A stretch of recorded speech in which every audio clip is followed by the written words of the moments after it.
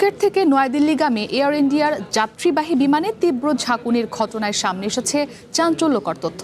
তদন্তে দেখা গেছে বিমানটির পাইলট ওড়ার সময় ৩০ থেকে ৩৫ মিনিট ঘুমিয়েছিলেন। পরবর্তীতে ডোপ টেস্টে তার শরীরে মাদকের উপস্থিতিও শনাক্ত হয়।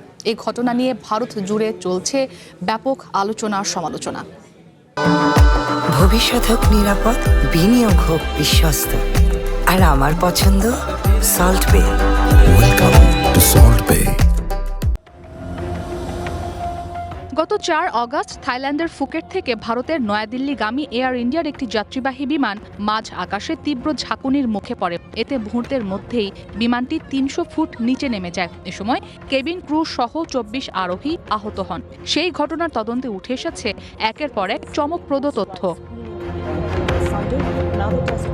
ওই ঘটনার পর নিয়ম অনুযায়ী পাইলটদের ডোপ টেস্ট করা হয়। প্রথম নমুনা পরীক্ষার পর ফ্লাইট ক্যাপ্টেনের শরীরে সন্দেহজনক কিছু শনাক্ত হয়। পরে দ্বিতীয় দফায় আবারও পরীক্ষা করে তার শরীরে গাঁজার উপস্থিতি শনাক্ত করা হয়। এর আগে কেবিন ক্রুরা এয়ার ইন্ডিয়ার কর্তৃপক্ষকে জানায়, ঘটনার সময় নিজের ওপর ক্যাপ্টেনের কোনো নিয়ন্ত্রণ ছিল না।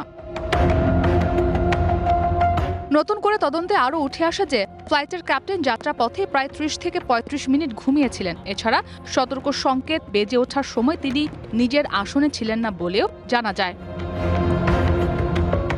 তদন্তকারীদের জিজ্ঞাসাবাদে ওই পাইলট দাবি করেন, ব্যক্তিগত সমস্যার কারণে তিনি দীর্ঘদিন ধরেই চরম অনিদ্রায় ভুগছিলেন এবং পারিবারিক ডাক্তারের পরামর্শে ওষুধ খাচ্ছিলেন। তবে নিয়ম অনুযায়ী নির্ধারিত প্রেসক্রিপশনের তথ্য এয়ারলাইন্স কর্তৃপক্ষের কাছে আগে থেকে জমা দেওয়া হয়েছিল কিনা তা নিয়ে ধোঁয়াশা রয়েছে।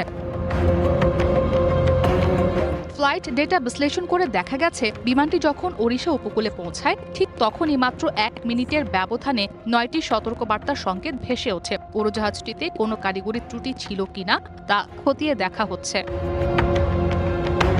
ইসরাত মুক্তি, ওয়ান ইন্টারন্যাশনাল ডেস্ক।